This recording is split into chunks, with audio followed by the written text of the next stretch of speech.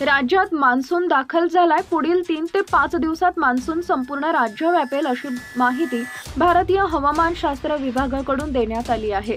कोकण, पुणे व सातारा जिल्ह्यातील घाट परिसरात मुसळधार, तर रायगड, रत्नागिरी, सिंधुदुर्ग या जिल्ह्यामध्ये अतिमुसळधार आणि अहिल्यानगर, सातारा, पुणे, कोल्हापूर या जिल्ह्यात तुरळक ठिकाणी अतिमुसळधार, तसेच सांगली, सोलापूर, बीड, धाराशिव, परभणी, हिंगोली या जिल्ह्यामध्ये मुसळधार पावसाचा इशारा देण्यात आला आहे।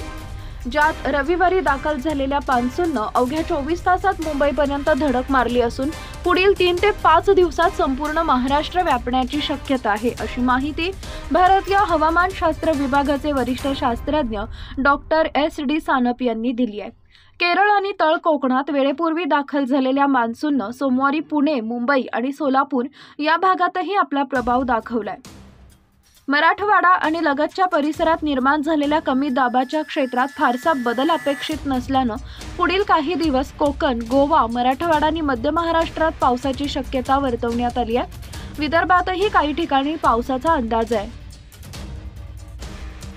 कोणत्या जिल्ह्याला कोणता अलर्ट? Red alert.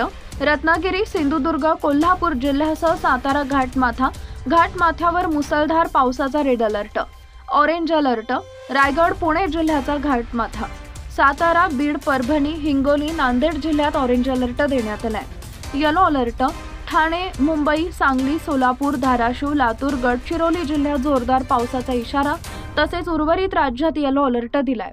अतिवृष्टीचा इशारा, येलो अलर्ट जारी। अरबी समुद्रावर तयार झालेल्या कमी दाबाच्या पट्ट्यामुळे कोकण, पुणे आणि सातारा जिल्ह्यातील घाट परिसरात मंगळवारी तुरळक ठिकाणी अतिवृष्टी होण्याचा इशारा हवामान विभागानं दिलाय।